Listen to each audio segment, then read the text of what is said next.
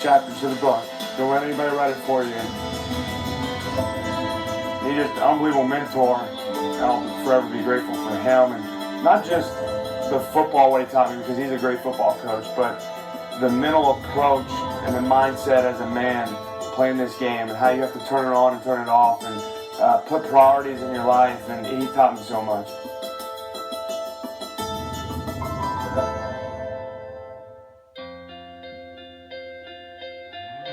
On January 27, 2013, Jason Witten stepped onto the familiar turf of Aloha Stadium for his 9th Pro Bowl.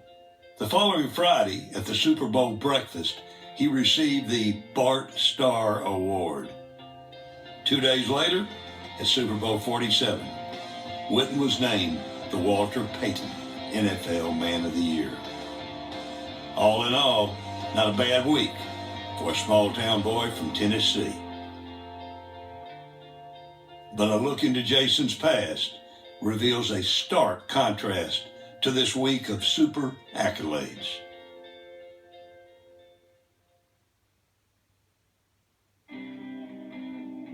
Born May 6, 1982, Christopher Jason Witten was the final addition to an athletic three-brother family. While his recollection of those early days are faint, Jason's memories span a broad spectrum of emotions, from the love of competition to the nightmare of abuse. In so many ways, I think of where I'm at today, and I think really it started there. Sports was where I learned to be competitive. I learned through adversity. I learned through defeat. And it was just something I loved to be a part of.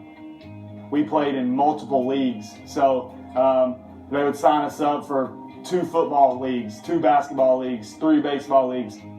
I think that's when we decided, hey, what do we want to do? What do we want to be? How are we going to get there? You know, what are we going to do to get there? And I think those moments for Jason and I, where we kind of latched on and said, hey, we're going to do this together. We're going to do it through thick and thin. When we were playing athletics, everything else in life didn't really matter, and we were able to escape from that and compete and work on that every day to try to create a dream, a vision for our lives, and we just love playing ball like so many other kids. But unlike most other kids, the joy of competition was often fleeting. The ominous presence of Jason's 6'8" father, Eddie Witten, cast an imposing shadow on every part of the boys' lives.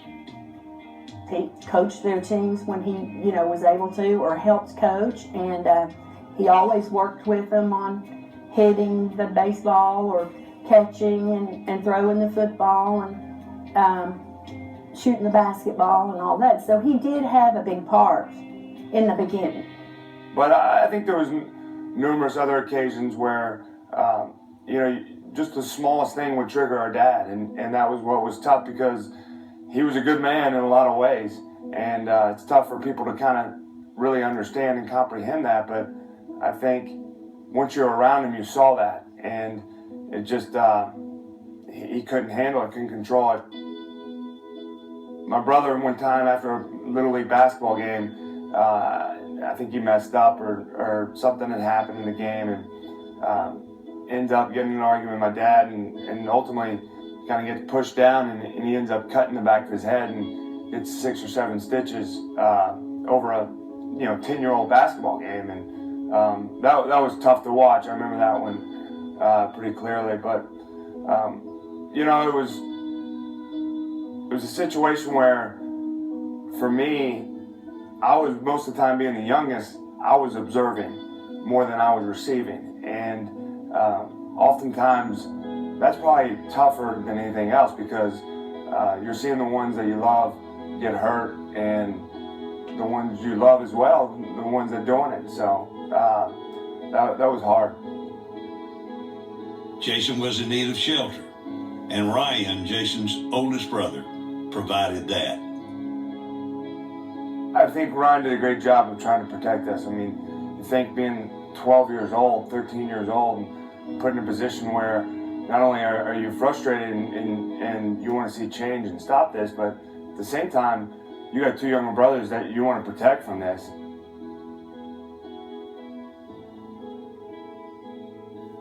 I knew something wasn't right when the arguments would go on and police would show up.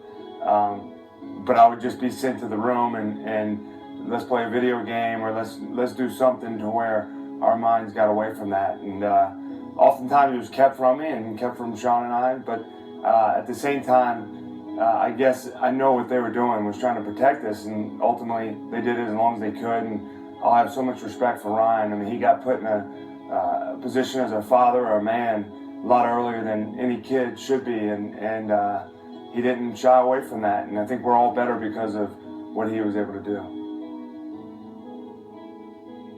While cuts, bruises, and visits from the local police continued to escalate, it was a single event during a rare family vacation that proved to be the final straw.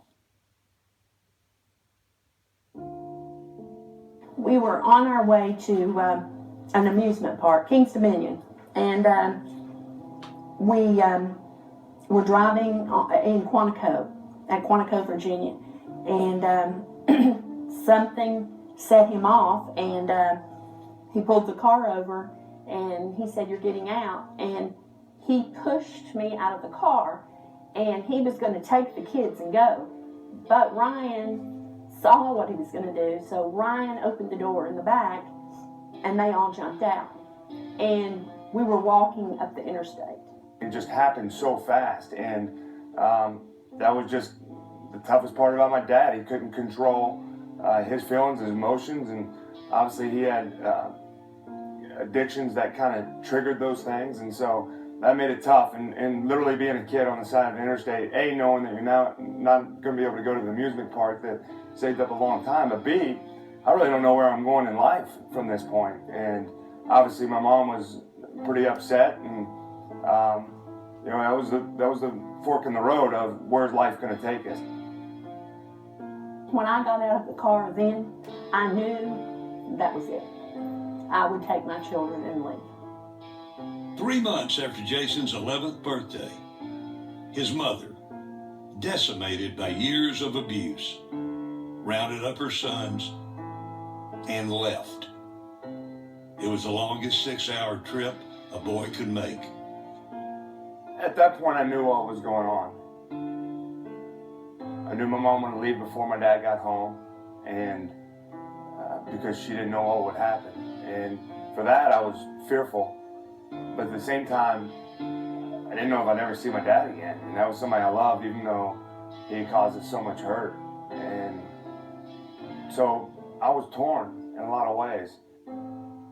My mom was emotional at that point, and rightfully so. And I think that was just her last resort of, I got nowhere else to go. And you could feel that frustration and fear in her voice. And but thank God she made that decision, because my life would never been the same.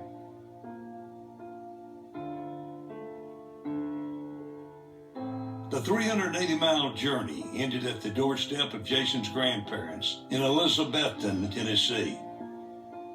The man who answered the door, Papa to Jason, Coach Ryder to most, would become the greatest influence in the young life of number 82.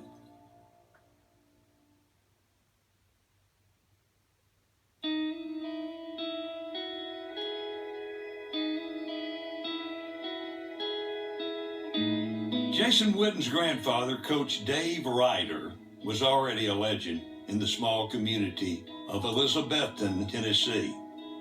While Coach Ryder's impact on his players was well documented, the influence he had on Jason and his brothers was life-changing. You know, he coached football there for 30 years, and he just had an unbelievable knack for taking boys and turning them into men.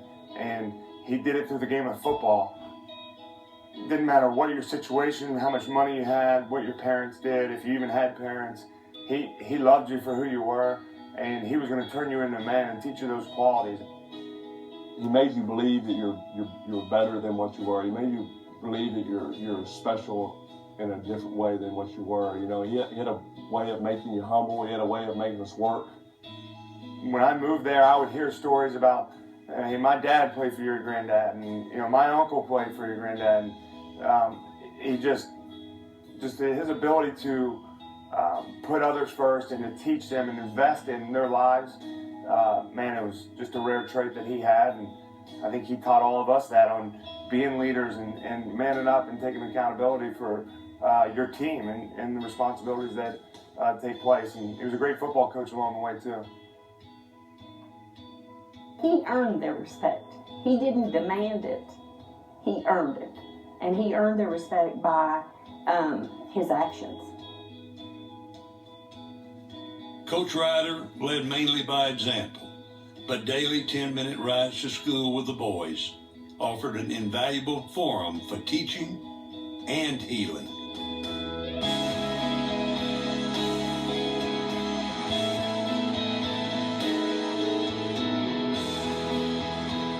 Those rides to school were just incredible. And for the normal person, you probably can't even understand or comprehend what it was like. But I will say this, early on, my granddad would do it to get conversation starters. It's about 4 or 5 miles from here to the school. So we knew we had, I think every ride that we had, my grandfather always had the right answer.